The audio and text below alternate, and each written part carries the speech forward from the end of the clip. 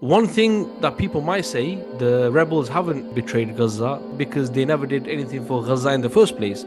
You may have heard people in the past talk about how these factions, these forces in Syria didn't fire a single bullet towards the Zionist state. When we're discussing the Syrian rebels, we are not discussing a uniform group of people of the same ideology. We are discussing countless factions of a cooperation that is, of course, united upon opposing Bashar Al Assad. So this is what I've seen. There's two kind of camps. One is more pro kind of Assad, you can say, didn't want him to go, and the other is that delighted Assad has gone, but very pro-rebel. And for me, I think it's a little bit more balanced than that. Of course, I do believe that the US wants a part of Syria, Turkey wants a part of Syria, Russia even is willing to normalize with the opposition, and Iran has just lost its largest ally. Rather, it will take particular forms of gradualism and time until we see the fruits of a real form of resistance that is far more greater than so-called Hafiz al-Assad and so far Bashar al-Assad's commitment to the so-called axis of resistance. Assalamu alaikum wa rahmatullahi wa barakatuhu. Welcome to the Muslim Podcaster Show. I'm your host Majid, and today I'm joined by one of the regular brothers, brother JK, and also amazing to have the return to be joined by brother Abdul Ahad from Canada. Assalamu alaikum, brothers, and welcome to the show. Wa alaikum salam. Wa alaikum salam wa rahmatullah. How are you? How you guys doing? Alhamdulillah, not bad. Abdul Ahad's been on twice in a row now, isn't it? So on a roll, mashallah. Yes. Alhamdulillah. Yeah. Alhamdulillah. You never know. Maybe soon, brother Abdul Ahad will be upgraded from guest to co-host, but inshallah, Just a regular, yeah. Taking my spot. time will tell. Time will tell, man. But you guys, just to sort of settle things, you guys, I'm sure have you know each other, correct? Yeah. We do. Yeah. I don't think we've like. We might have done one podcast. I can't remember, but Yeah. on Instagram and stuff like that. Yeah. So Abdul Ahad posted some good stuff, mashallah. Some really, and I think you follow our Votu page as well, Voice of the Ummah page as well. So alhamdulillah, yeah. It'll be good to meet in person one day, inshallah. I don't know if you Allah. travel to UK or Britain, but if ever you're down, definitely let us know. It'll be good to host you. Inshallah, absolutely. I'm definitely planning to come to the UK one day, eventually, inshallah. Inshallah. And you both come to Canada, inshallah. Inshallah, yeah, one day. Of course, man. Of course, that's on the bucket list, as they call it. But we'll see if it happens or not.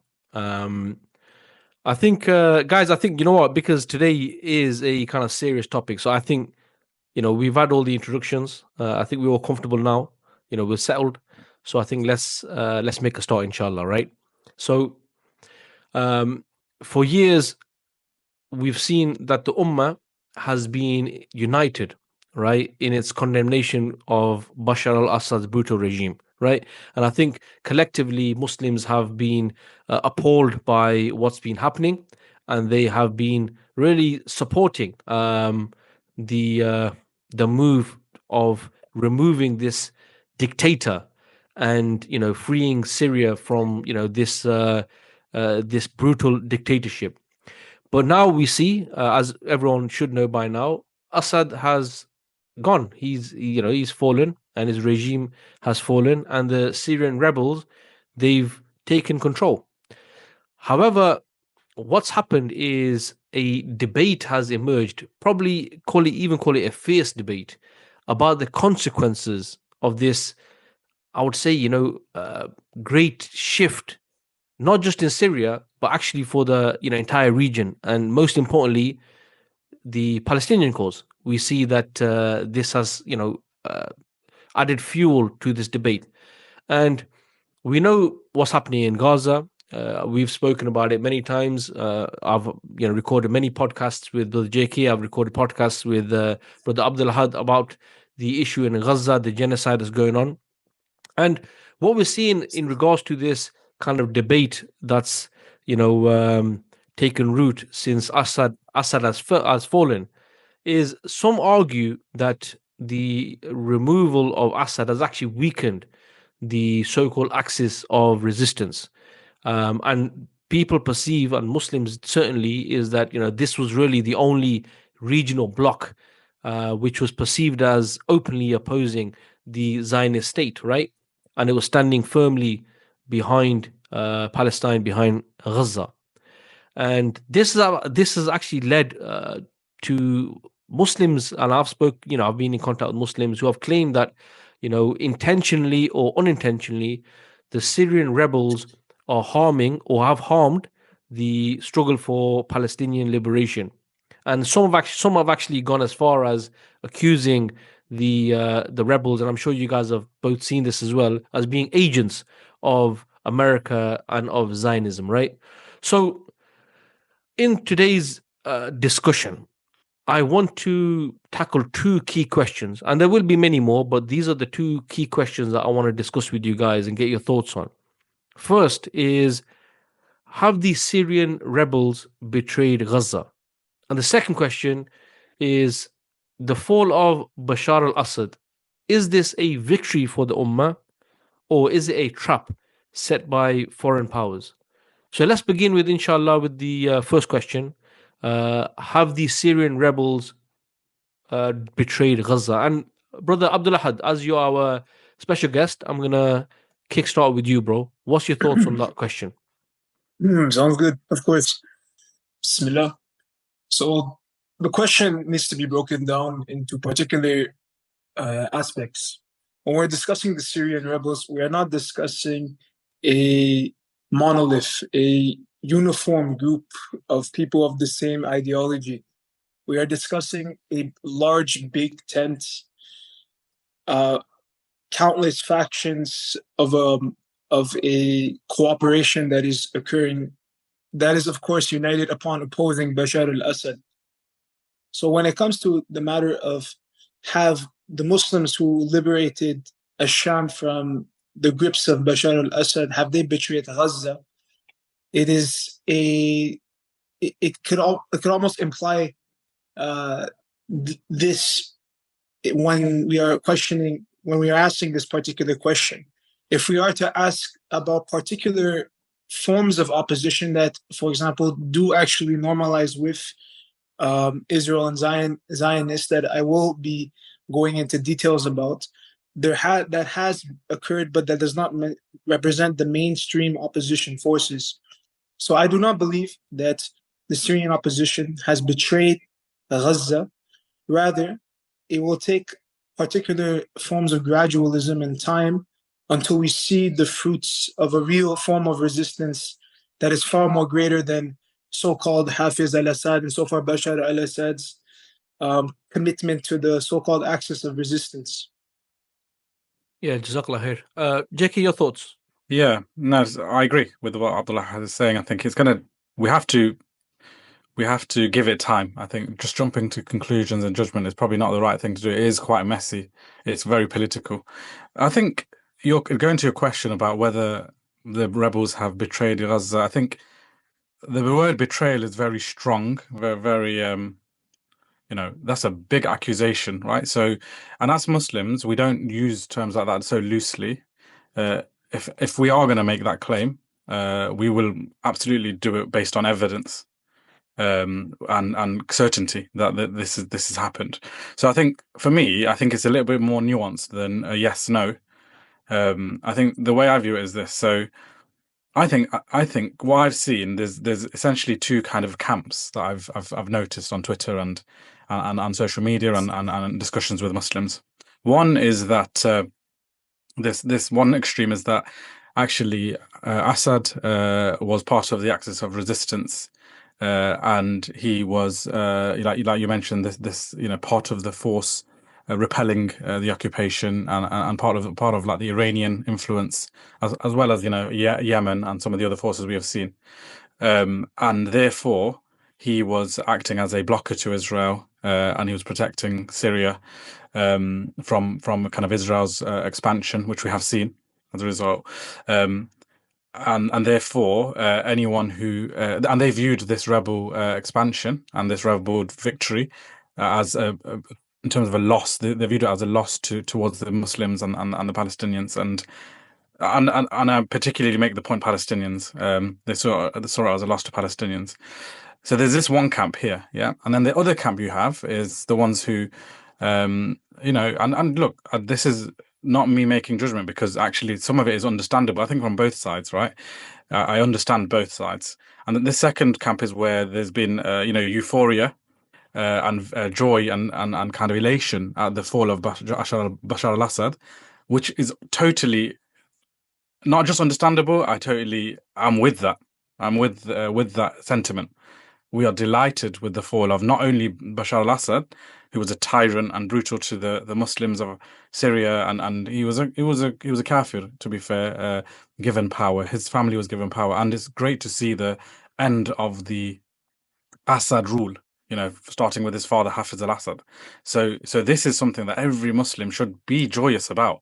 We should be delighted with this, because he was an absolute tyrant. He was propped up, and look what we've seen with some of these scenes from the prisons and the torture that he was, he was employing on his people, but also the kind of fear that he had created in that society, that anyone who speaks against him or the Assad regime, this is the consequence. So therefore, he created a society that just was not able to speak against it or face consequences.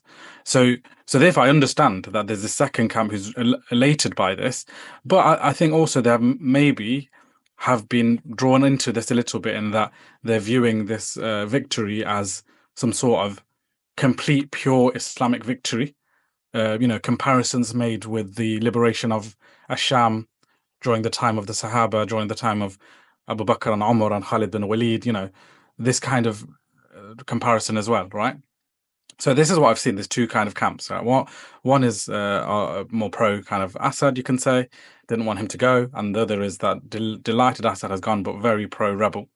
And for me, I think actually it's a little bit more balanced than that. And the way, as Muslims, I think that the way we should view it, we should view every single kind of event from an Islamic lens. So, for example, when you see the axis of resistance and Yemen attacking the ships, attacking Israel and stopping Israel, in and of itself, whether we know the full background of why they're doing it, their intent, their agenda, I think you can praise these actions, like we have with the Houthis, what they've done. You should praise it from an Islamic sense. It is stopping Israel. It is causing a bit of a thorn in their side, right? Likewise, we should also be positive about what's happened in terms of the fall of Bashar al-Assad, right? Because that is a positive thing that's happened, right?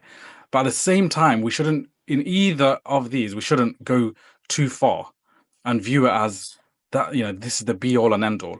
One thing I found quite frustrating is that a lot of people that you look up to and they've got some good political insight, they've become so kind of blind by just the cause of Palestine, that is as though only Palestine matters. Of course, Palestine matters. It is an absolute. It's part of our Aqidah. It's a cause that every Muslim unites on. But that doesn't mean that we forget every other cause.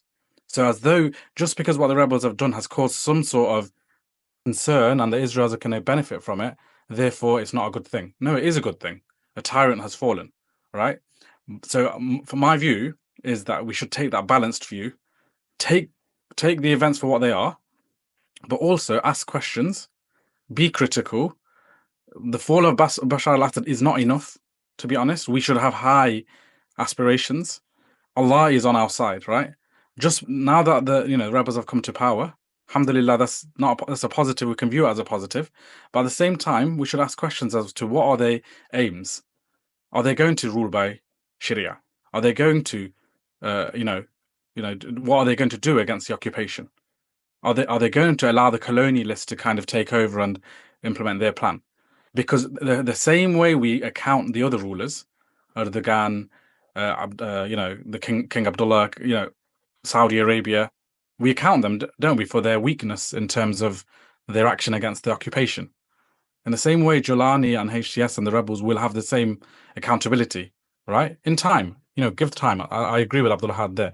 We should give time. But at the same time, our level of accountability doesn't reduce just because, of the background, We should have the same level of accountability based on Islam. It's not personal.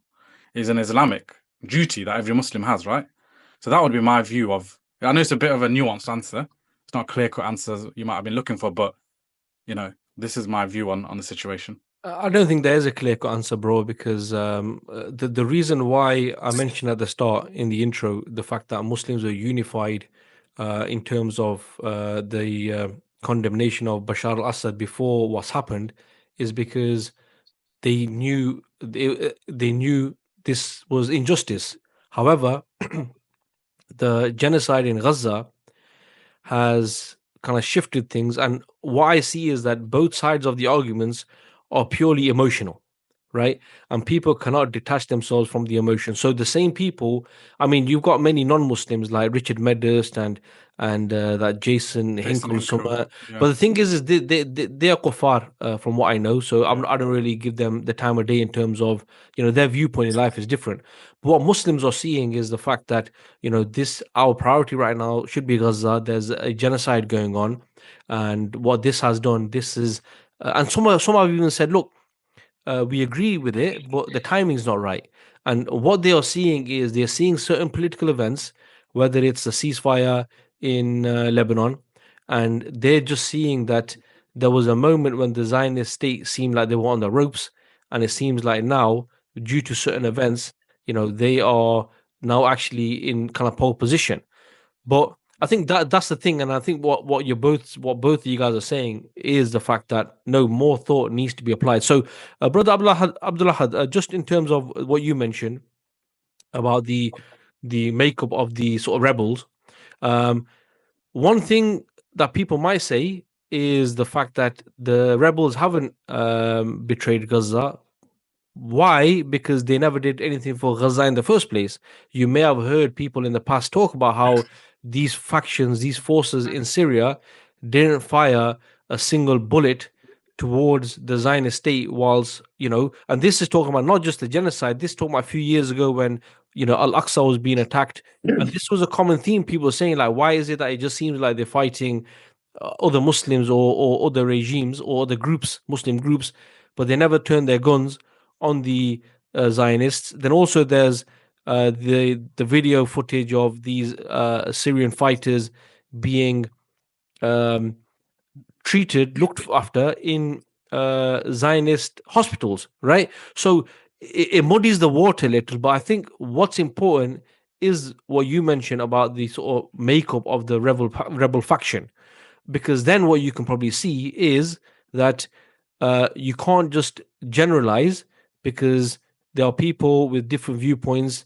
However, that could actually be part of the problem in the long run. But we can come to that afterwards. But what's your sort of like thoughts on the makeup of the rebel factions? Yeah, of course. No, these are excellent questions. Two particular points. The first point I want to emphasize is something actually Jolani spoke about, which was on the CNN interview. He mentions this emphasis upon establishing institutions, establishing particular forms of justice that go beyond personal whims and desires and gains. And another thing that the reason why, of course, we want to have those particular institutions is not just for the sake of looking like the West, but to actually make sure to keep people on check, to have the checks and balances. So unlike under the Assad regime that was purely based upon the whims and desires of Bashar al Assad. Secondly, when it comes to so that is how we are going to be able to have the capacity eventually, as the new Syrian government, as the new Syrian government formulates the capacity to deal with Israel. The second thing is that, of course, there are those particular accusations that the Syrian rebels did not shoot a single bullet at Israel. I have seen those videos where you had Syrian fighters being treated in Israel, Syrian rebel fighters.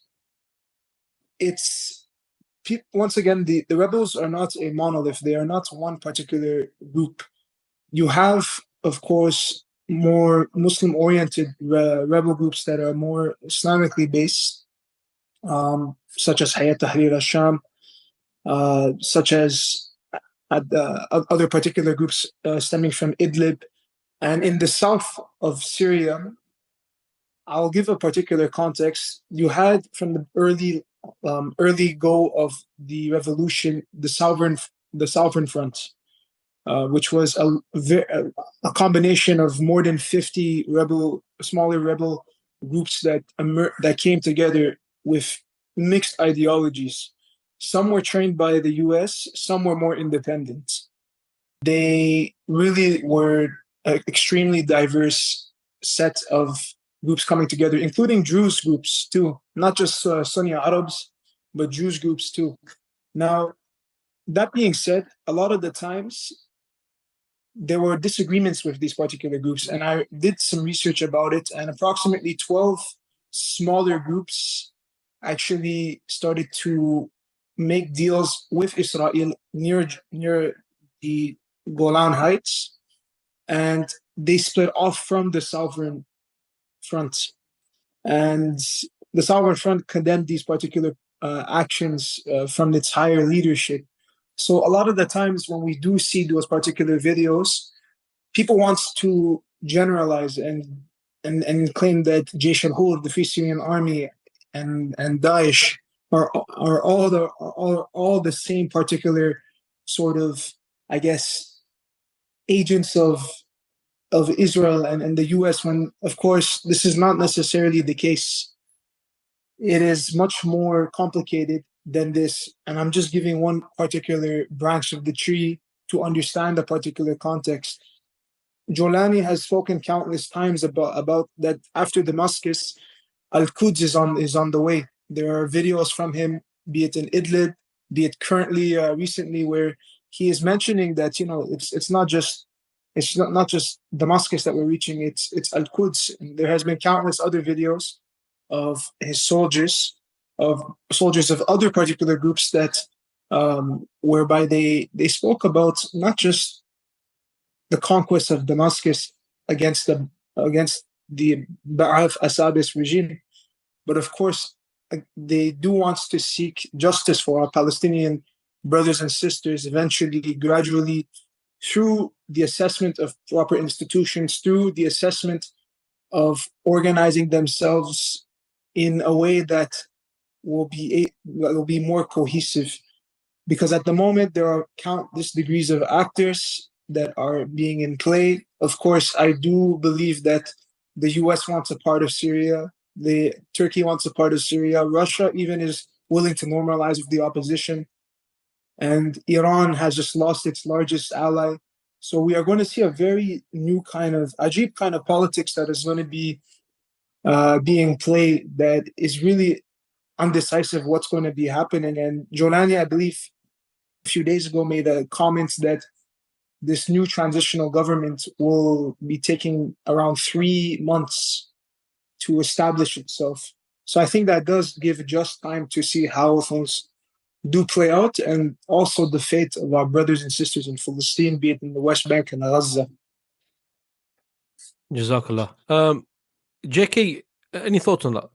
Yeah. I think I was just about to jump in. I think you're right. That is the absolute simplistic, basic level of kind of analysis to just lump all the rebels as one group. I think it's too basic of an argument just to say, here's some Syrians in a hospital in Israel, therefore I conclude by logic that they are all Israeli agents. I think that kind of analysis is, like I said at the start, there's not strong enough evidence. If we're going to be really sincere about this, we need to, firstly, we should give our brothers an element of what's the word? Husn al-dhan, kind of, have a good assumption initially, right?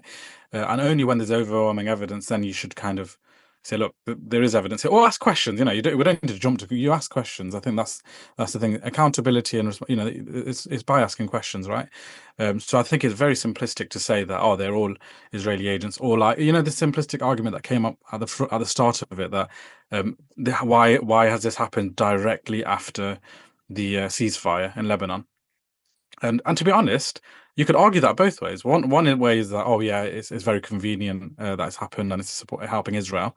But the other way to argue it is that actually Hayat al-Tahrir al-Sham saw it as an opportunity, that as the Hezbollah is getting weakened, and they're very weak at the end of the Lebanon war, not war, but the battle between Israel and Lebanon. Now, this is the perfect time to do it, because then we might be able to make some inroads, and whilst Russia is busy with Ukraine. So I think it's very simplistic. You can argue it both ways, and which tells you really that there's probably not a right answer here, unless you've got overwhelming evidence. Yeah. So I think it's a bit basic to say this, and I think I'm not saying this, and I think many of those who are a bit more balanced, we're not saying this. But what we can say is that, Jolani, HTS, the new government, they will be judged on their action. And that may take time, but they'll be judged on their action in terms of what they do, and that's how it should be, right? Rather than kind of making accusations and assumptions, we should judge people based on what they do, what their actions are. I think there are questions about, Israel, for example, have used the opportunity to seize the Golan Heights, and this is against some of the agreements they already had in place, right? They've taken it as an opportunity to fire airstrikes, more than 500 now, I think, on Syrian infrastructure, military infrastructure. And they are claiming, I'm not sure how true this is, but the Israeli claim is that they've destroyed 80% of Syria's capability, military capability. So, and certain experts are saying that this is essentially a demilitarization of Syria. This is the Ummah's capacity and capability. So this is not a good sign. If this is, look, we've seen the airstrikes happen. I don't know whether it's 80%, but even if it's 50%, it's not good. It's not a good sign, right? So I do have questions as to why Jolani and the government officials haven't really said much about it. It's Syrian. I had a bit of there's an online discussion about, Jolani and the HTS have said they don't want to get into another war. But I said the war's already there. It's not an external war. The attack is taking place on Syrian soil. So this is not about whether they're getting involved in a war. The war is already taking place, but one side is doing the offense and the other side is not defending. That's what, in my view, that's what's happening, right? And look, we can make a few excuses to say, look, it's very volatile, the situation. Things are moving very quickly. So therefore, to kind of put up a kind of consolidated front will take a bit of time. But to not mention anything, to say anything about it, is confusing to me. And I do have questions for why are we not saying anything about it? Why is there no rhetoric, at least, to say, look, this is going to be dealt with? We need a bit of time, but we are going to deal with this. But there's been very minimal. I think the only thing I've seen is that they've complained to the UN that of Israel's actions in the Golan Heights. But to be honest, that's not sufficient just to complain to the UN, a defunct organization that can't achieve anything. So look, like I said, we shouldn't jump to judgment. It will take time, but at the end of the day, everyone will be judged on their actions, including the new Syrian government. You're saying, and just to play devil's advocate, both of you guys are saying give time, we'll see how things go. But how do you kind of like answer the question when people are saying that actually, if you look at not just in the last year or last 2 years, you're looking at documents from 25 years, 20 years, think tanks who have published papers who are talking about exactly what is happening today, and the breakup of the Middle East and the removal of these regimes and changing these countries into these basically small fragmented entities who don't have defense capabilities, which in turn leaves only one side to dominate in that region, right? They'll say, look, is this just a coincidence? I mean, look, at the end of the day, who's to say that these two things can't be happening at the same time? Like, what their plans are being executed, but at the same time, the actions that have happened in Syria are right in their own merit. Someone may use the argument as well, but the fact that people are pointing out, and also in terms of the issue of Jolani, and it seems like the some people are saying this, that the West, all they're doing is recycling the same story over and over again, where you've got a guy who was fighting. He was Al Qaeda. He got caught by the Americans. He was in their custody. Then he came out and he went to a faraway land and he emerged as a leader there. You know, it's like as if they've got this video, they've got this film on replay mode, right? So some people, I think, are looking at this and saying, well, you know, I think we can't just say give them the benefit of the doubt, because everything indicates that this isn't something which has happened by chance. Also, the fact that it's, you know, the news that it was actually Turkey that convinced Russia and Assad and Iran, sorry, not to support Assad at the Doha summit, right? Um, so, and we see the way the rebels took over within a matter of weeks, really without a fight. So you understand what I'm trying to say, guys, in the terms of like people who are, and I've had people reach out to me who are saying, bro, tell me what's happening. I'm confused. So what are your thoughts on that?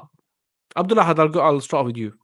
Yeah, of course. No, those of course are very important points, especially the theme of the points is this degree of puppeteering that is occurring, of who is using who as a proxy is quite a question that a lot of the times people infer, but not necessarily with a proper analysis. So when it comes to all these particular larger actors and what they are trying to achieve in Syria, at the end of the day, we do see the Muslimin liberating Damascus as a form of liberation from the scenes of seeing the Muslims, the Muslims who were imprisoned in the Sidnaya prisons being liberated as a form of liberation. But of course, this degree of transition will come at a particular cost, just as we saw in Libya, whereby, yes, we did that Libya was liberated by particular Muslims who did have fikr, who a lot of the times did have deen, but at times cooperated with Western influence or had to at least normalize it to some degree, had to cooperate with secularists, had to cooperate with the particular institutions of the world that always put Muslims in an inferior complexity. So when it comes to the matter of, you know, Turkey, for example, you know, Turkey's influence in this particular conflict, I think that a lot of the times people try to make these connotations. I think, as the brother JK said, you know, there's two particular camps. Some were talking about Turkey being, you know, reviving the, you know, the Ottomanism, if you want to put a term, of you know, helping its Muslim brothers. But at the same time, there is a nationalist agenda against having control over particular Kurds, who, of course, a lot of the times are secular, but nevertheless do have degrees of, just having a degree over northern Syria is quite beneficial, be it for its resources and whatnot, be it for its agriculture, etc. But at the same time, when it came to the matter of other particular sort of factions, other particular larger players, be it Israel, you know, and looking at the Assad regime, you know, comparing it to what the opposition is today. Once again, of course, I will emphasize the gradualism once again, because it's only been a matter of a week. It's only been a matter of less than than a month to make decisive claims. Whereas Bashar al Assad, part of the so-called axis of resistance, has had years to help the Palestinians in a more tangible, cohesive way, other than just giving up a few biscuits, other than just giving a few supply routes so that Iran could donate to Hezbollah. So a lot of the times we have to do a deeper analysis of particular case per case studies, understand not only what is to come, but the context where it came from. Yeah, Jazakallah khair. Yeah, JK, your and thoughts? just to add to that, I think so. I agree. I think there is your question about are we given too much of a benefit of doubt and too much time? The reason I do that is because just my kind of position on a lot of this is, without having that sufficient level of evidence, you can't just make like accusations. And at the same time, you can ask questions, you can account, but there may be reasons, right? But at the same time, we can only judge on the apparent, and from what we see, there are certain things that raise eyebrows for me. So when you see like on some of these interviews that you're seeing from the and it's not all al-Jolani, it's some of some of the other officials, and they may not be fully Hayat al-Tahrir al-Sham as well. There might be other rebels, so that's worth bearing in mind. But one of the advisors, when asked about who are the enemies, in your reading, he said, there was only one enemy, and that was Iran. They've been dealt with, meaning for me that raises a bit of a red flag. Like, clearly Israel is our enemy, your enemy, Syrian's enemy, the enemy of the Muslims. So we can't just view it as Iran and this view that it's just Iran, the Shia world of Iran, and then the Sunnis, and that's it. That's the kind of the battle. There's obviously the colonialists there, and their major kind of front in that region is Israel. So that every Muslim knows that. So this raises a bit of a red flag to me. Then you have another minister who was asked about. He was born and brought up in the UAE, and he was asked about kind of his ambition for Islamic governance, and he said there's no such thing as Islamic governance. Bro, he's the governor of Damascus. Governor of Damascus, that's it. Yeah, that's it. Yeah. So it's a big position, So again, to say something like that, look, I know it will take time for something like that to occur, and we can't have this kind of utopic view that it'll happen overnight. I get that, right? I get that. But at the same time, our judgment is on Sharia. Yeah, we judge on the Sharia, right? So there's no grey area in that sense.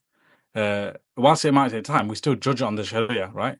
So that's what they need to apply, and they'll be held accountable for the application of the law of Allah. So to say something like there's no such thing as Islamic governance, and and then start calling for like a civil state kind of model, these are all models that were built in the US and think tanks that the Brookings Institute and the Washington Institute, these kind of institutes that we know the US have used to really reshape the Middle East with the Greater Middle East Initiative. So these things do raise questions for me. And there's lots of other things I've already mentioned about the attacks taking place and not much said about it and things like that. So yes, what do you think about the West's coverage of this, and certainly about Jolani himself? Yeah, that's another one. Yeah, that's another really interesting point, that when you look at the media, the mainstream media that are very Zionist, and these media institutions are not. They've been supporting Israel throughout this genocide. And you can, therefore, we already know their background and their position on things. So for these same institutions and media, mainstream media channels, to now be framing Jolani as a sort of moderate leader, once jihadist, but now a polite, blazer-wearing politician, it raises questions for me, because he's currently still on the HTS is currently still. I don't know about Canada, but in Britain and in the US, they're part of the prescribed group, right? They're prescribed group. You can't support them. Yeah. And he's got a bounty on his head, $10 million bounty on his head.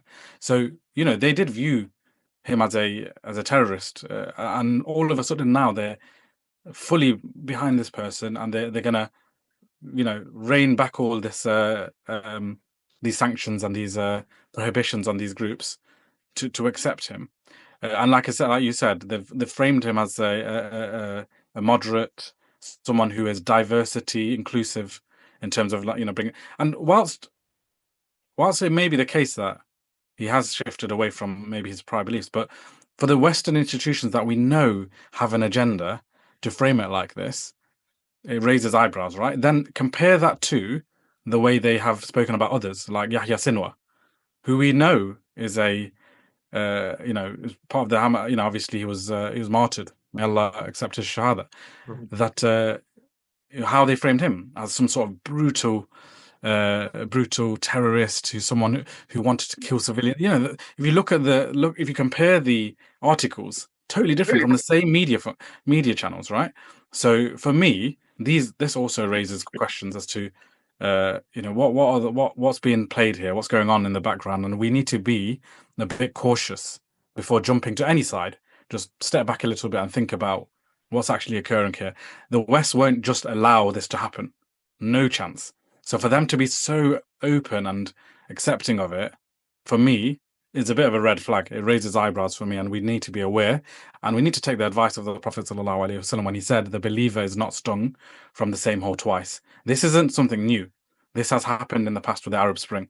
It's happened with the Taliban. But interesting with the Arab Spring, Syria was part of the Arab Spring. It's just that they weren't able to remove Assad at that point. So it's happened now, but maybe it just took a bit of time, and now we're going to see the same thing happen that we've seen in Libya, in Egypt, and all of these other Tunisia. So whilst I support the kind of elation that Bashar Al Assad has gone, we really need to step back and ask questions about the new leadership, not accusatory, but ask questions, step back and think about it before just being consumed by elation and euphoria. Would be my advice. Yeah, subhanallah. And to be honest with you, just I think what's important, like you mentioned about not being sort of blinded by joy and emotion purely because this is what's happening. It's become an emotional discussion, and that's why when you just raise some questions and just be a little skeptic, you're automatically labeled as someone who's against the resistance and the revolution and and you're pro Assad, and that's not the point. It's just that there's no harm. I mean, the hadith of the Messenger sallallahu alaihi wasallam about the believer not being stung from the same hole twice. What's that telling you? Is to be politically aware, right? To be politically astute. So there's no harm in asking questions as long as you arrive at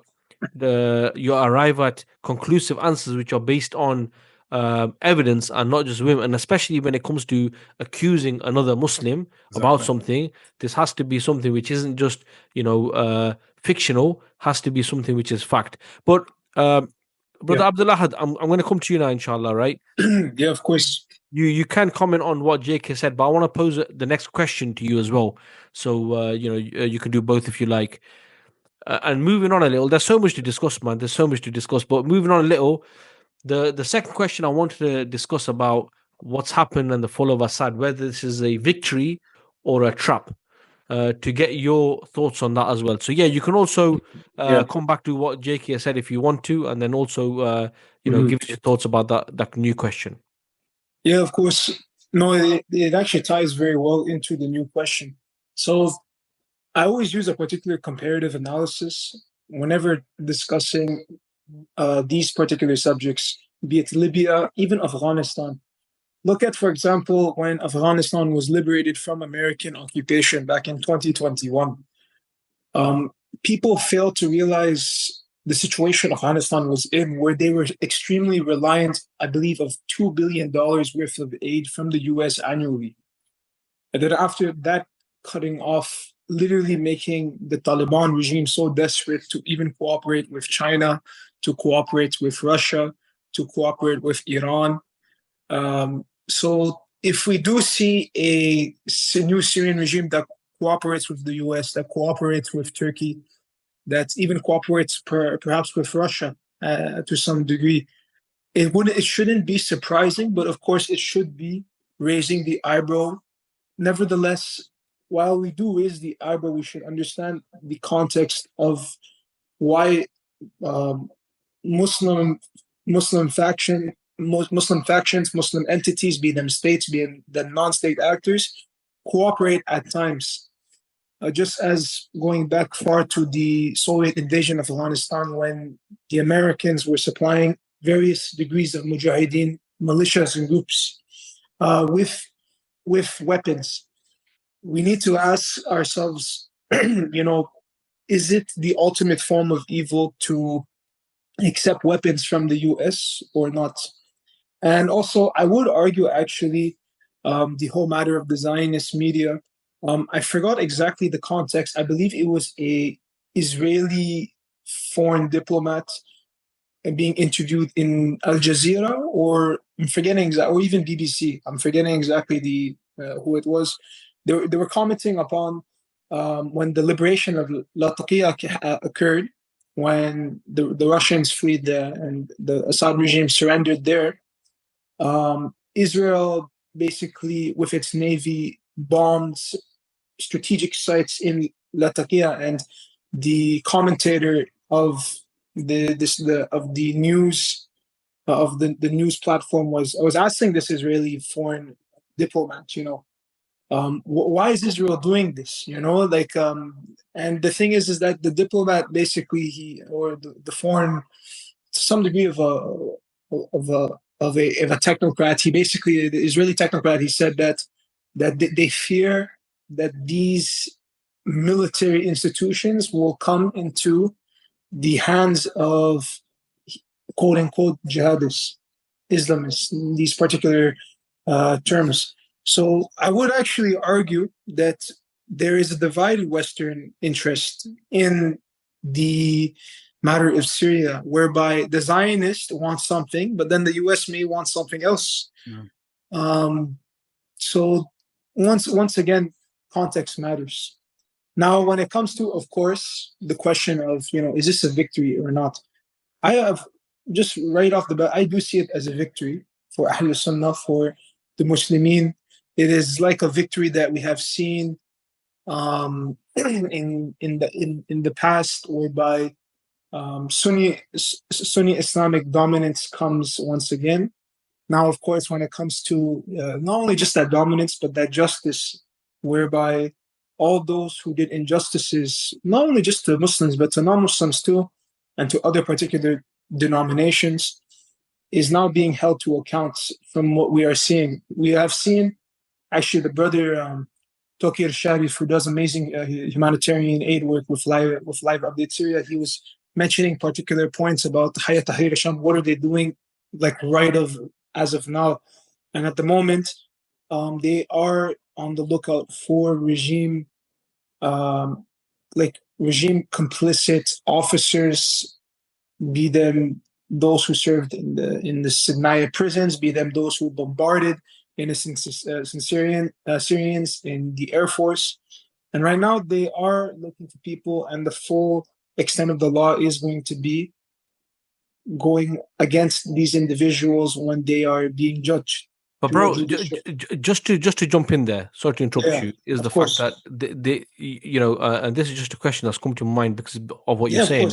So they are looking for these people for justice, but bro, at the same time, your whole defensive infrastructure from a military point of view is being destroyed. Your jets, your boats, your satellite systems, your research centers. What should be more pressing? Finding a few criminals, right? And I'm just throwing this out there. This has just come to my mind. I'm not saying the right or wrong answer here, yeah? Or the fact that once you find these criminals, you bring them to justice. But what do you find? You find your state, which is probably no different to Lebanon, no different to Gaza, where you've got people on the ground, but you're not really a state. You can't even defend yourself anymore. So, I mean, it's mind-boggling to me where the priorities should lie. It's just odd. I mean, I'm not saying what they should be doing, what they shouldn't be doing, but it just sounds like, to me, if someone said to me like, oh, they're not addressing this issue because they're looking for these guys to bring them to justice, I'd be like, okay, so they bring them to justice, but actually what the Zionists are doing in destroying their whole infrastructure has a more longer impact, long-term impact, than it does finding some guys and bringing them to justice. That's just my thoughts. Back to you. No, I do, of course, agree with that. Of course, that's very valid. And it's actually putting them in a particular situation whereby they will have to be reliant, if they continue to allow Israel's aggression upon this new sovereign state of Syria. It will be looking a bit like Libya. It'll be looking a bit like Afghanistan, whereby everybody wants a piece of the cake. They'll be reliant on foreign military aid eventually, and they need to make a decision, because Bashar Al Assad did have an incredible military arsenal. He had support. He had supplies from the Iranians, from the Russians, even from the Chinese. So, yeah, of course, that's extremely valid. This does raise, I think, not only just one eyebrow, but two eyebrows. That's on how quiet the opposition is being when it comes to that. I think at the moment they just want to focus more on institutions, but at the same time, yes, they do need to ratify themselves military in at least some degree of not only just having that caretaker government, but having a strong military force that will react towards Israel's aggressions. Yeah. Yeah, Jazakallah khair. JK, get your thoughts on this. I think On the obviously on question. whatever Abdullah has said, but also on the question as well. And starting off with the question, but also trying to some of the bits that Abdullah had said as well. Is this a victory? The fall of Assad? Absolutely. Like, for every Muslim to view, how can the fall of a tyrant, someone who had been continuing that 50-year reign of a brutal regime, and then he obviously continued with that in terms of the aggression he did upon the Syrian people during the Syrian war, and the chemical attacks of Ghouta, but loads of others as well. The imprisonment of all these people that we've seen, not just at Naya prison, but some other prisons as well. How can we not view the fall of such a regime and person as nothing other than a victory? Absolutely, it's a victory for the Muslims. Definitely.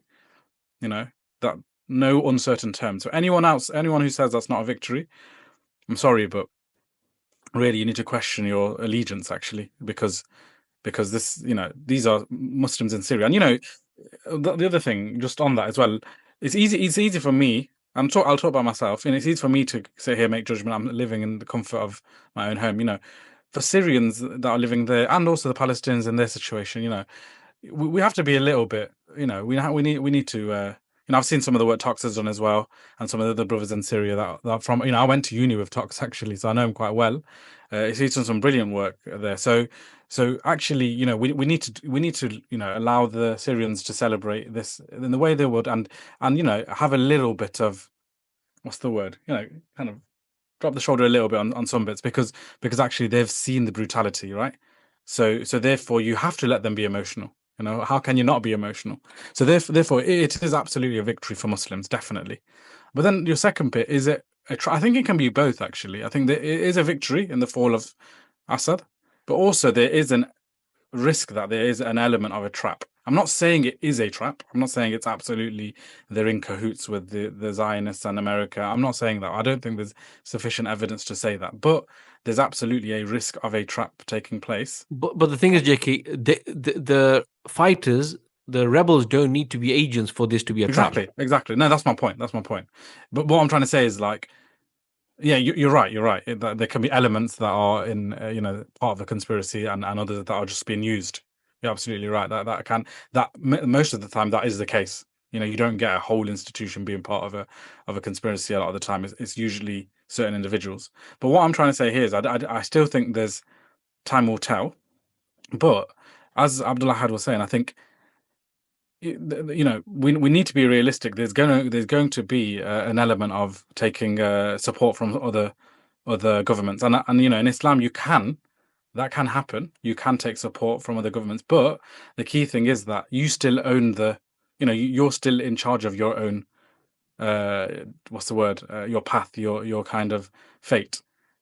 What you shouldn't allow is that taking this aid and taking the support, actually the one who's giving you that is in charge of your fate and your path. That's the difference, right? And if the aid you're taking is from the kind of head of Shaitan, there's questions to be asked, right? Because we know the kind of ambitions and agenda of the likes of America and Russia and Israel. So there are questions there to just simply take this aid and think there's no catch. It would be politically naive, right? To be kind. So I think we do need to ask those type of questions. I also think that, as Abdul Ahad was saying, that we you can praise some of the good actions that have taken place in terms of the freeing of the prisoners, in terms of looking for these criminals that were part of the Assad regime and holding them to account. In themselves, brilliant. Like we should praise that, but at the same time, I go back to where are our priorities, and this isn't even saying to the new Syrian government and the opposition that go and target Israel. I don't think anyone's even saying that. Eventually they will. Eventually there will be questions in the same way we asked of the Jordanian regime, the Turkish regime, the Saudi regime, who are surrounding Palestine.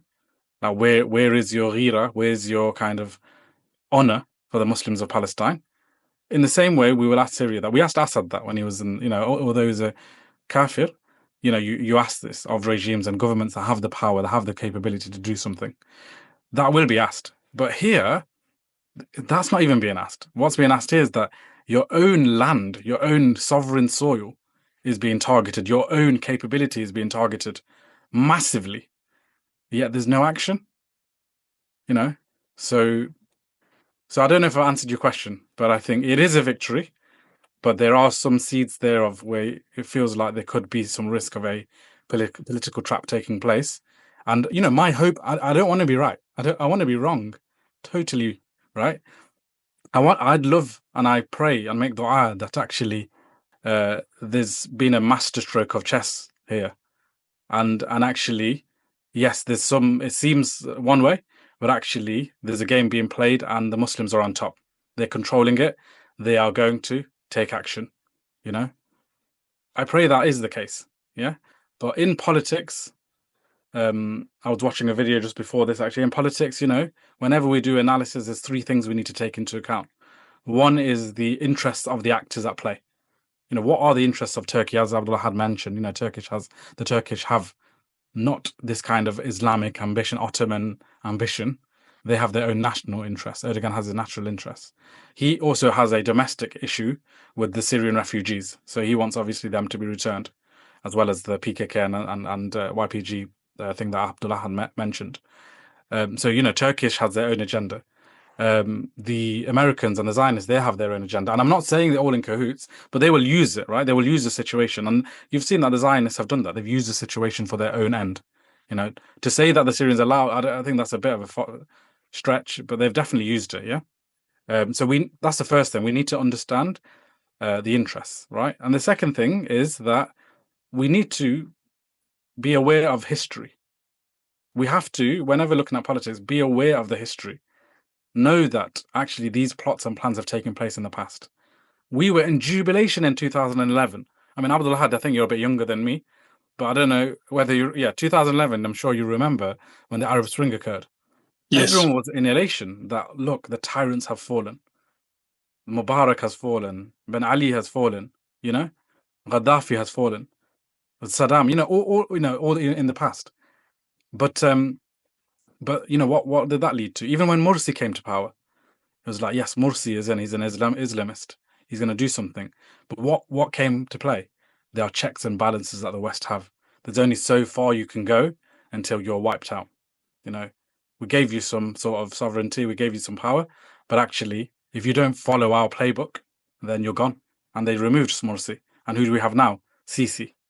So we have to be aware of history and take that into account when we look at things. And the final thing is, let's be consistent, right? Well, let's view things from an Islamic perspective.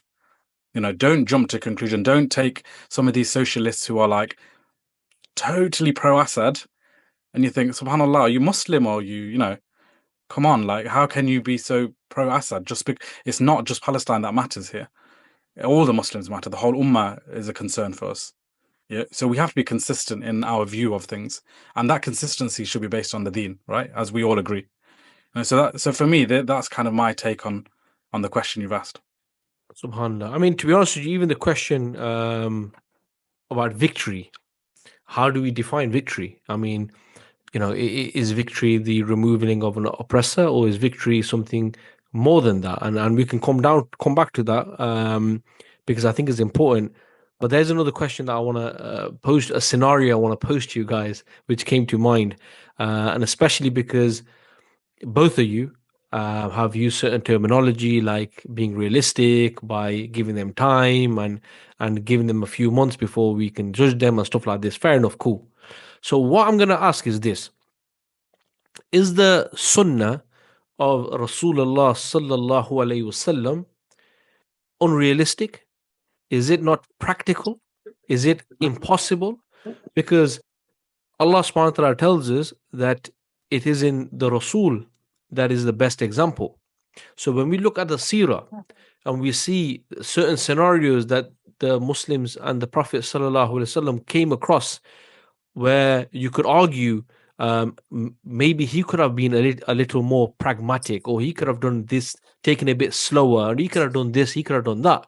So the only reason why I'm just throwing this out there is because, look, hey, these are just questions. I don't want anyone to say, well, look, you're sitting in your comfort and these people are going through it. Look, I'm not pointing fingers at anyone. I'm just talking about we need to be consistent. Whenever we say we follow the Quran and the Sunnah, we should follow the example of the Messenger sallallahu alaihi wasallam. We need to be consistent with that.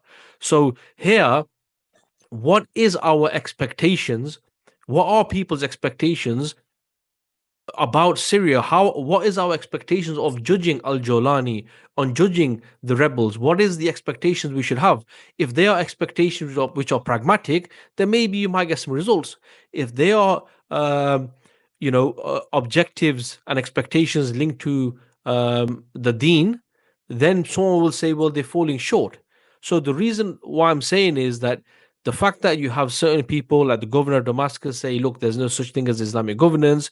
You have the issue of the new setup already. And I'm not saying it's right or wrong. You guys have touched upon this, who are now, you could argue, showing and putting forward a hand towards the rest of the world, towards the West. And Abdul Ahad, we did a discussion on international community and international law, where this now new setup wants to show a moderate face to be accepted, even though deep down they may have like different objectives, like let's just get in and let's just do this and that, and then we'll do this. But is the Sunnah unrealistic? Is it unpractical? Because this is not what our Messenger sallallahu alaihi wasallam did. Now, it could well be that there's something from the deen that allows this. Please share it with me. But I'm just throwing this out there because both of you guys have alluded to the same kind of thing. So Abdul Ahad, I'll start with you on this one. Yeah. I think when we look at Rasulullah sallallahu alaihi wasallam and the context of the Seerah, of course, our deen is complete, as Allah subhanahu wa ta'ala says that our deen is complete. But when we look at the Seerah, we look how Rasulullah started off in a particular minority complex whereby he was dealing with a lack of institutions. At the time, he only had Dar al-Arqam. He did not necessarily, and let alone, of course, the entirety of the Quran wasn't revealed in Mecca all at once. It was coming in particular stages.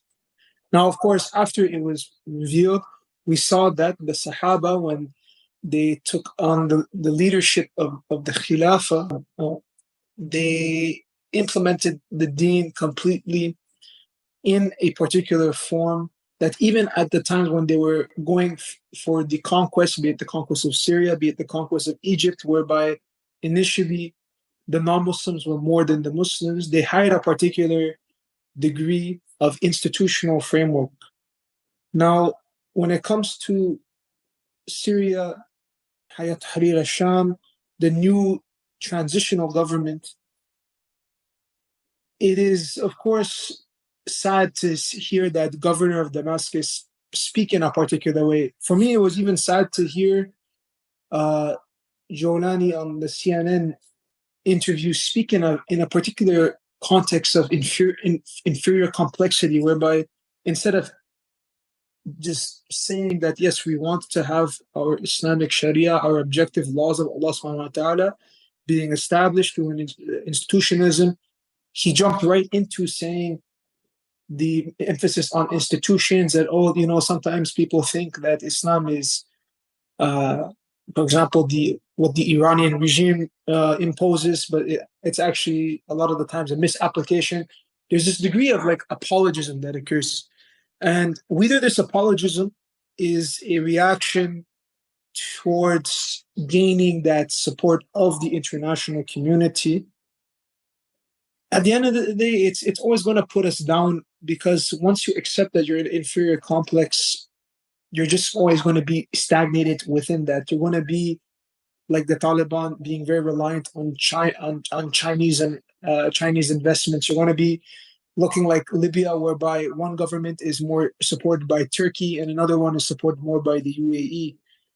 You're going to be in that particular complexity that, as in the midst of seeking the approval of the international community, you're at times sometimes failing to even seek the approval of Allah subhanahu wa ta'ala. May Allah subhanahu wa ta'ala, of course, save our brothers and sisters from falling into this trap, and even ourselves as well. I mean, so that's how I sort of notice and see these particular lenses. Do I understand? Do I sympathize with what they're doing? I do sympathize. Do I empathize with how they are going about it? No, of course, I don't empathize with, for example, the governor of Damascus saying that there's no such thing as Islamic rule. Perhaps it's a plot. Perhaps it's a sort of what some people like to claim of Erdogan, an Islam, at least using the Western term, an Islamist within a secular system, or a Muslim Syria within a larger context of secular Western liberal hegemony. So we're going to have to look towards what's going to be onto play in the next 3 months. When it comes to the application of the Sharia, when it comes to the application of how they even deal with diplomacy and foreign relations, and how they are going to respond, of course, to Israel at most. Yeah, Jazakallah khair, bro. Yeah. JK, your thoughts? Yeah, I understand the question, where the question comes from, actually, that, we speak about the Quran and the Sunnah. We talk about the uncompromising stance of the Prophet sallallahu alaihi wasallam that is seen from the Seerah. It's not just like our opinion. We know there are instances from the Seerah, from the Sunnah, where there was offers of compromise, and the Prophet ﷺ said no compromise, and he went about his mission in a way that was radical, in a way that through the chessboard. He didn't work through their system. He didn't work through the Qurayshi system nor Medina system. He established a system that was independent of all of this, and it was very radical. This is our example. This is our framework, and nothing more. We shouldn't expect anything less than this. Sorry. So I totally agree that absolutely the Prophet ﷺ's method was not, as you said, like impractical, or it wasn't. What's the term you used? What did you say? What was the Pragmatic. question? Pragmatic. The Prophet ﷺ's method was radical. It was realistic. Yeah, like I said, is it realistic? Yeah, it was realistic. Absolutely, it was realistic. It's achievable, right? The Prophet ﷺ showed us how to do it. And I don't think this view of, Abdul Ahad, you were mentioning about that, the kind of path that the Prophet ﷺ took. Whilst that's true in the sense that obviously the full revelation was not fully revealed, but today we have the full revelation. So therefore, we are accountable for the full of Islam, all of Islam. And we cannot, for example, with Salah, and someone becomes a Muslim, your Salah is an obligation on you. It's not. There's no time. You can't take time to get there, or hijab or whatever. It's all of it is applicable, and you're accountable for applying all of it. So when I was talking about the kind of time that it will take, I think, look, it's me maybe giving more excuses because of how quickly it happened. But actually, not to be mistaken, for me, I think the time is now, and the signs for me need to show that now is the time for the likes of Hayat al-Tahrir al-Sham, al-Jolani, and these new government, you can say, to show what they're made of now. You're there in that position now.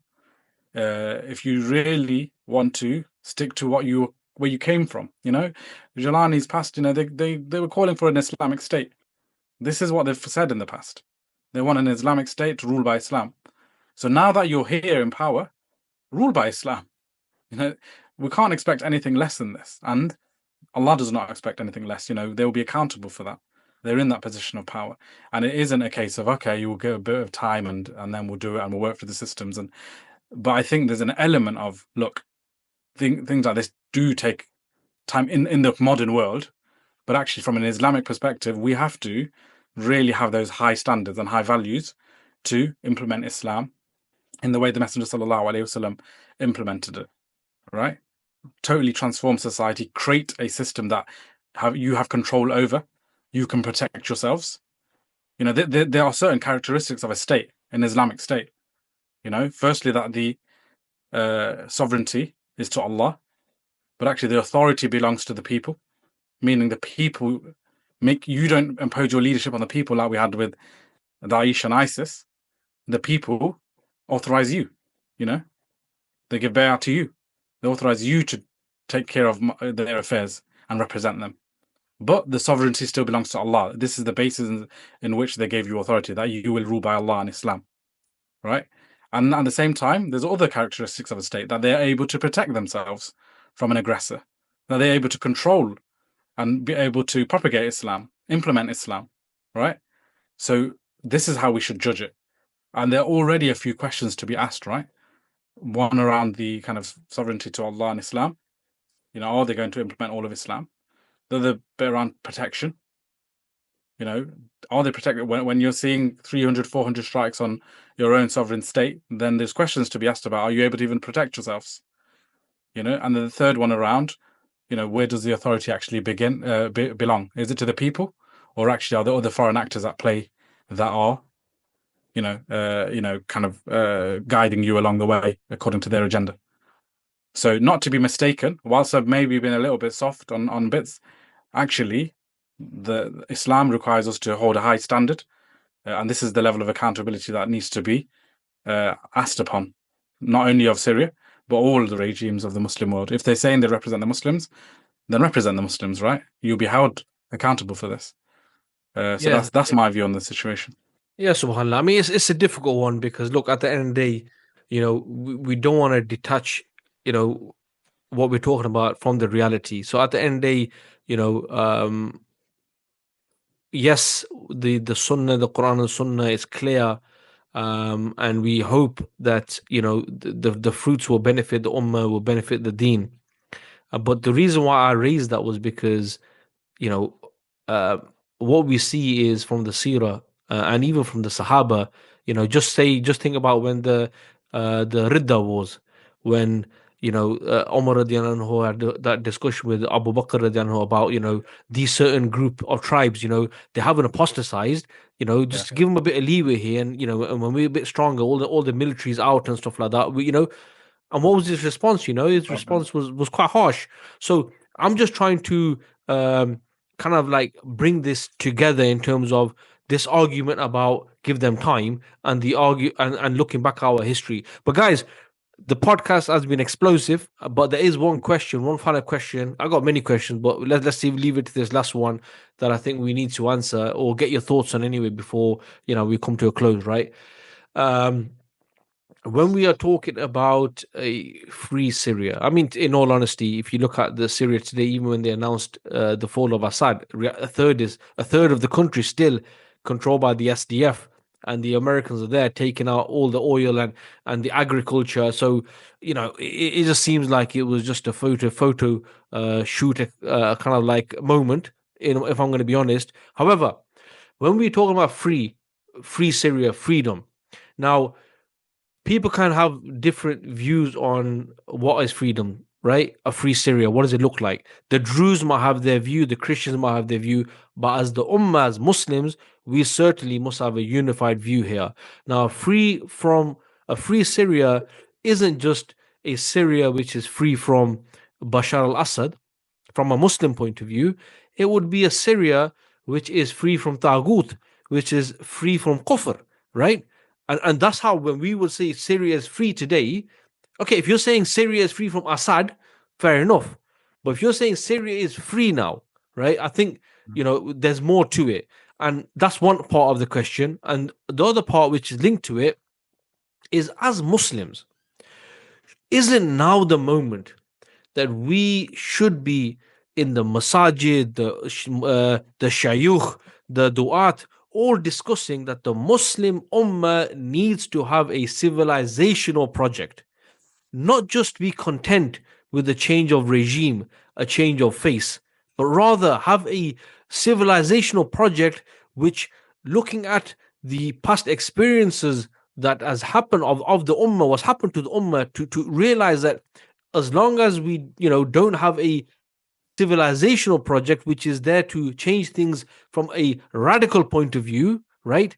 In order to provide justice, to provide security, and so forth, as long as we're content with just taking out this puppet and then being replaced by maybe another one, right? Where should the discourse be? So those questions, and Brother Abdul Ahad, I'll start off with you, bro, and get your thoughts on this one.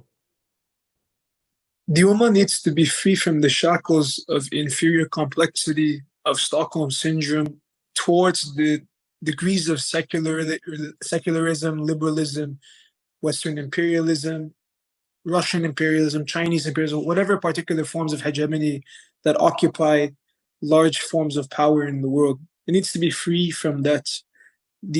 As you said, it needs to be free from the taghut and the kufr.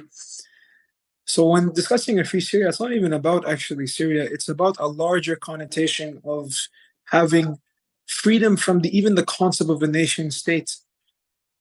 The highest form of freedom is, at the end of the day, embodying this notion of submitting to the most transcendental and objective being, which is Allah subhanahu wa ta'ala. This is the highest form of freedom, because no matter what, we will always be not free. We will be slaves to our nafs. We will be slaves to perhaps particular political leaders that we hold allegiance to, that we pay taxes to. We'll be slaves to my mother, who asked me to shovel the snow. Alhamdulillah, it's a beautiful form of slavery. But nevertheless, the thing is, at the end of the day, there's always degrees of submissiveness that occurs. And at this point, if we are going to see a Syrian regime change into another secular Syrian regime change, that perhaps maybe it is not a Ba'athist kind of regime. Perhaps it's going to look like, na'udhu like a Jordanian sort of styled regime. It's going to not give the izzah of the Ummah. It's not going to be seeking the approval of Allah subhanahu wa ta'ala. So true freedom, true hurriyah is through the submission of Allah subhanahu wa ta'ala. Because indeed, in the remembrance of Allah subhanahu wa ta'ala do the hearts find ease, as the Quran says. It is so vital to understand this particular notion, because once we do free ourselves from the shackles of inferior complexity, just as we saw Rasulullah being able to do this through establishing the Medinan states, and even when countless degrees of city-states were against the Muslims of Medina, when Mecca, at the time when it was under the mushrikeen, when particular tribes from left and right, Jews, other polytheists, all wanted to ally against Rasulullah. Rasulullah stood firm upon the field and managed to overcome them with the help of Allah subhanahu wa ta'ala. So we need to understand that this nusra, this victory, comes through this. It does not come from having aid from the US or Turkey. It does not come with ever normalizing with Israel. Of course, this isn't an accusation that they are agents, but rather we do raise an eyebrow about the weak stances that they have been quiet on. There is so much, there is so little time in this earth to be quiet upon particular aggressions, especially when it comes to, as Brother Majid said, when it comes to Israel tackling and hitting the military capacities of our Ummah in Syria. So that is what is true freedom. Allahu Akbar, bro. If you were here, I'd say Taqbeer. Allahu Akbar. Allahu Akbar. But yeah, JK, bro, talk to me. Yeah, to be fair, Abdul Ahad's a very, very good and comprehensive answer there. So not much more to add, but I agree. I think, when you think about freedom, even with Palestine, as well as Syria, as well as other parts of the Muslim world, and I agree with Abdul Ahad that we shouldn't confine ourselves to this kind of nationalistic border that the Sykes and Picot borders that they've enforced on us. We should view as Ummah. How does the Ummah break from the shackles of colonialism and imperialism and all the other isms that we've seen ourselves shackled with? And my viewpoint on this is really that, that freedom and that liberation is not from just oppression, because I think that sometimes it's the obvious outcome of being kind of under the slavery of the colonialists, that you see the oppression. You see the oppression of the Assad regime, you see the oppression of the Zionists, you see the oppression of what's happening in Iraq and even in Afghanistan under the US. So often, because of that brutality, when that brutality ends, you feel like, alhamdulillah, that's ended. We are now free.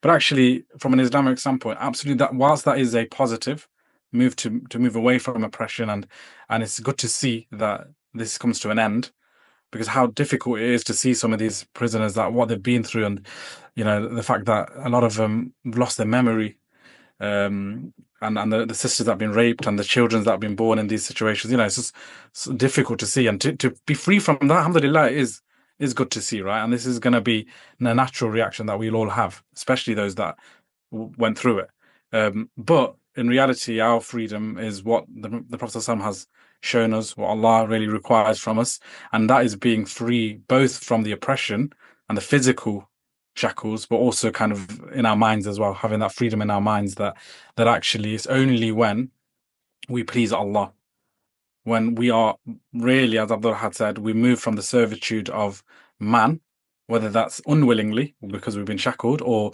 willingly because we've embraced liberalism and secularism and all these other isms in the West that we see, to servitude to Allah, servitude to the one and truly being, or ilah, basically, the shahada, basically, la ilaha illallah, that we serve our Lord. That is true liberation, and that is in every context, in our personal life, obeying Allah, but also in our public life, which is through having, resuming the Islamic way of life completely in its entirety, comprehensively. For me, that would be true freedom, and that's what we should seek. That's the standard we should be seeking. Subhanallah, guys. Subhanallah. Really fantastic thoughts, fantastic answers to the questions, really. I mean, to be honest with you, there are many more questions, but there's not much time. Otherwise, we'll have to have part 1, part 2, part 3 of this episode.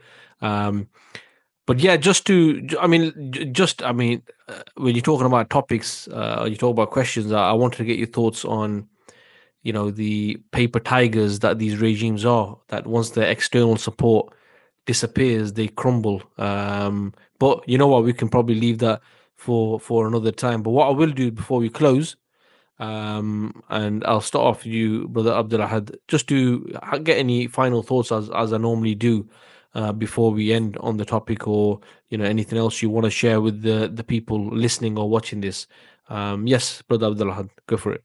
Yeah, of course. Just as Brother JK mentioned, the whole any particular subject we are discussing, be it internal assessments of the soul, be it politics, be it contemporary affairs, we tie it back to our kalima, la ilaha illallah.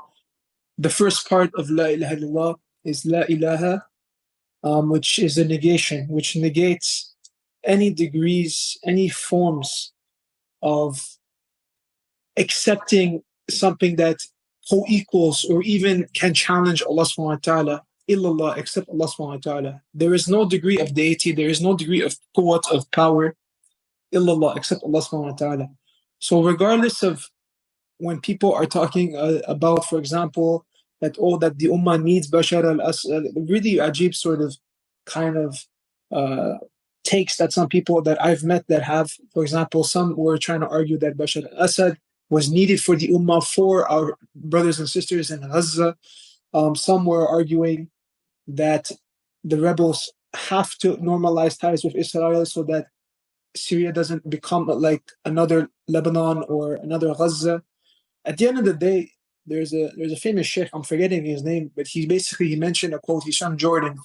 He mentioned a quote that when a Muslim is given 2 paths, he paves the third. He paves the third. And that third is based upon the Quran and the Sunnah, and this pure trust in Allah subhanahu wa ta'ala, and this pure sense of seeking not only just degree of seeking the obligations, but also endeavoring ihsan, excellence, not just in an individual assessment, but um, a societal level. Having the Sharia is not just a matter of having the Shahada on your flag and some institutions that may, for example, a parliament that is called Majlis al-Shura. It is a larger, comprehensive notion of that's not only actually an end goal in itself, but the end goal is of course to have the wajib, which is to have a khilafah, to have a caliphate that is authentic based upon the method of the Prophet ﷺ, upon the method of the Sahaba. This is, of course, the end goal when it comes to that. And I'm praying that we see something rise more tangible towards pleasing Allah subhanahu wa ta'ala, rather than just pleasing, as JK said, these particular Western colonialists or Eastern colonialists, be it China or Russia. So those are my final comments. May Allah subhanahu wa ta'ala allow us to persevere beyond this and base our lives upon La ilaha illallah through an internal assessment and a societal assessment. Ameen, bro. Ameen. JK, man, anything to add from yourself? Hard to follow. It's hard to follow that. Alhamdulillah, that's really good. I think from a different angle, really. I think with politics, often it can get very blurry, and so what do they say? Politics is deception. There's a lot of things at play. I think one of the things we should really try to do is not. There's this game of like trying to be right.